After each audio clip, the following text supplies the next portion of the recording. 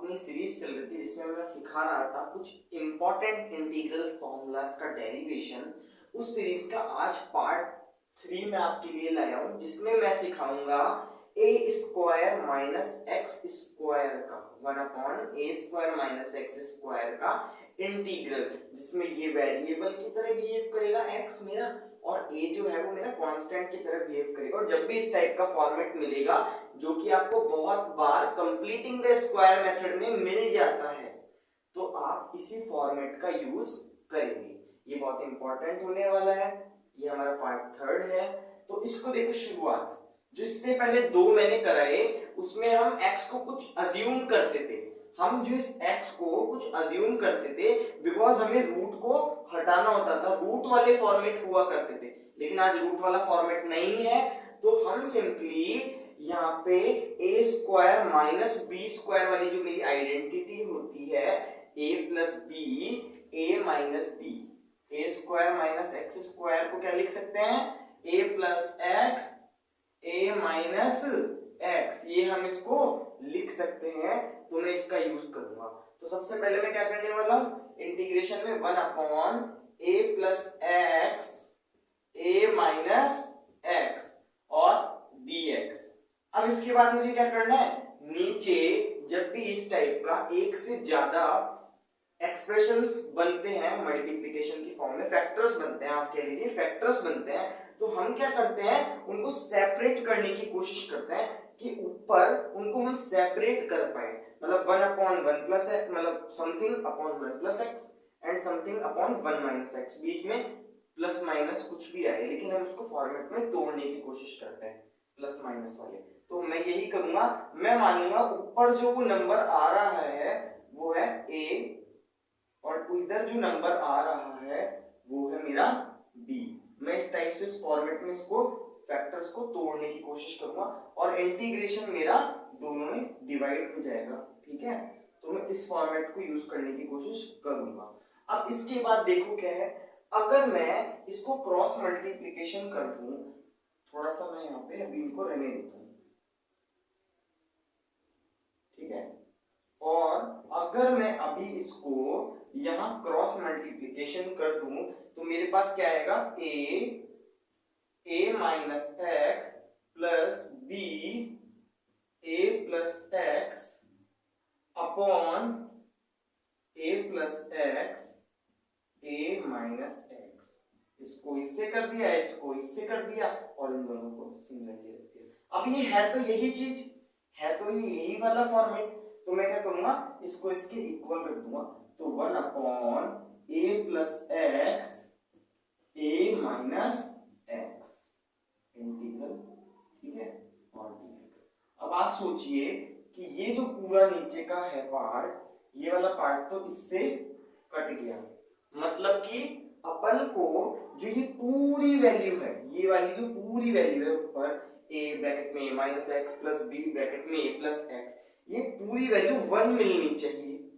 ठीक है, आप पहले यहां तक नोट करिए, उसके बाद मैं आगे इसको कराता हूं। जल्दी से इसको स्क्रीनशॉट ले लीजिए।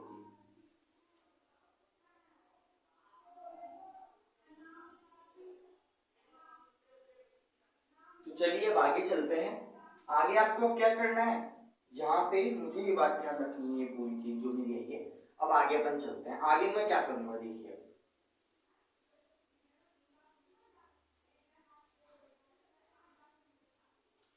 तो देखिए अब मैं जो मेरा लास्ट स्टेप आ रहा था उस स्टेप को मैं सॉल्व करने की कोशिश करूंगा।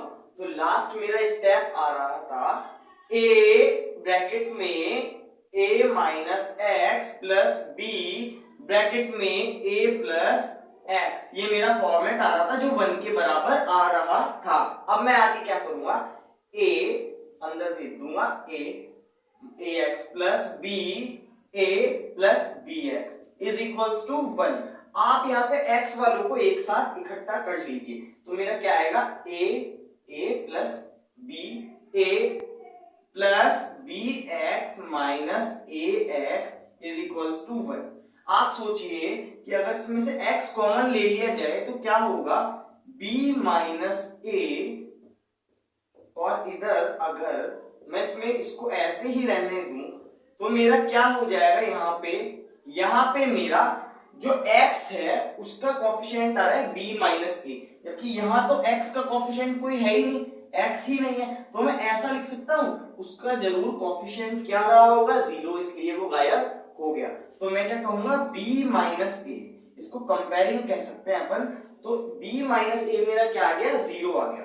तो यहां से b इज इक्वल्स टू मेरा क्या आ गया, a आ गया। अगर b is equals to a आ गया तो ये जो पूरी एक कांस्टेंट क्वांटिटी आ रही है जिसमें a भी कोई कांस्टेंट है और a भी कोई नंबर है, स्मॉल a भी कोई कांस्टेंट है हमारा और a और b भी कोई नंबर है। तो और ये जो पूरी कांस्टेंट क्वांटिटी है ये कांस्टेंट हमारे 1 के इक्वल होने वाली है, तो हम इसको 1 के इक्वल रख देंगे, a plus b a is equals to 1, और यहाँ से b बराबर a है तो मैं दोनों जगह क्या कर देता हूँ, यहाँ तो a चल ही रहा है, b की जगह भी a कर देता हूँ, a प्लस a 2a हो जाएगा, 2a इज इक्वल्स टू 1।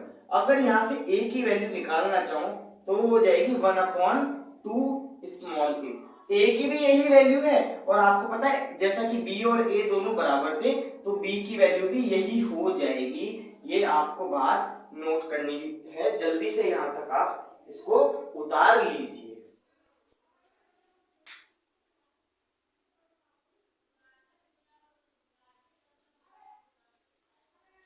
तो चलिए अब अपन आगे करते हैं। अब इसमें ज्यादा कुछ नहीं बचा है तो अपन अपने लास्ट स्टेप की तरफ बढ़ते हैं। तो लास्ट स्टेप में अपन क्या करने वाले हैं, अपन a और b की वैल्यू को पुट करने वाले हैं, क्योंकि हमें a और b की वैल्यू मिल गई है तो हम उसको जो हमने अलग अलग करा था तो उसमें हम फॉर्मेट में यूज कर लेंगे। तो हमारा आया था a, इस टाइप का फॉर्मेट बना था। तो हम क्या करेंगे, यहां पे इसको यूज कर लेंगे, जो हमारा यहाँ पे जो फॉर्मेट था इसमें हम यूज कर लेंगे a और b की वैल्यू को।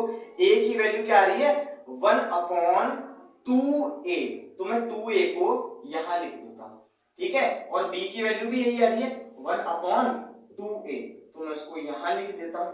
अब इसके बाद में क्या करूंगा, 1/2a कांस्टेंट है तो मैं उसको इंटीग्रल के बाहर ले सकता हूं और इंटीग्रेशन कर दूंगा 1/a plus x plus 1/a minus x के इंटीग्रल कर दूंगा मैं दोनों जगह। तो मुझे क्या है, अब आपको ये बात पता होगी, अगर नीचे वेरिएबल की पावर, जिस वेरिएबल के रेस्पेक्ट में इंटीग्रल कर रहे हैं, अगर उसकी पावर नीचे एक लीनियर हो, मतलब उसकी पावर 1 हो, वो एक नीचे लीनियर इक्वेशन हो, लीनियर पॉलिनोमियल हो, तो हम सिंपली उसको क्या लिख सकते हैं, लॉग लिख सकते हैं। तो इसका इंटीग्रल क्या हो जाएगा, लॉग a प्लस एक्स, जबकि इसका क्या हो जाएगा, लॉग a माइनस एक्स, और यहाँ पे बीच में प्लस है इंटीग्रल में, तो मैं क्या कर दूंगा, यहाँ पे ये हमारा हो गया प्लस c, कांस्टेंट आ जाएगा 1/2a बाहर चल रहा है। अब इसके बाद में क्या करूंगा, मैं लॉग की प्रॉपर्टी यूज करूंगा। लॉग की प्रॉपर्टी क्या कहती है कि log a plus log b क्या होता है, log a into b, log a into b। ये प्रॉपर्टी होती है कि लॉग में अगर दो चीजें ऐड हो रही है, दो लॉगरिथमिक फंक्शंस अगर ऐड हो रहे हैं तो उनको हम एक साथ मल्टीप्लाई की फॉर्म में भी लिख सकते हैं लॉग में। तो मैं क्या करूंगा, यहाँ पे इसको लिख सकता हूं 1/2a। अगर मैं यहां से माइनस कॉमन ले लूं तो मेरा हो जाएगा, इसको a प्लस एक्स को x प्लस ए भी लिख सकता हूं, और यहां से अगर माइनस मैं क्या ले लूं, कॉमन ले लूं, तो मेरा क्या हो जाएगा, यहां पे हो जाएगा minus log a minus x.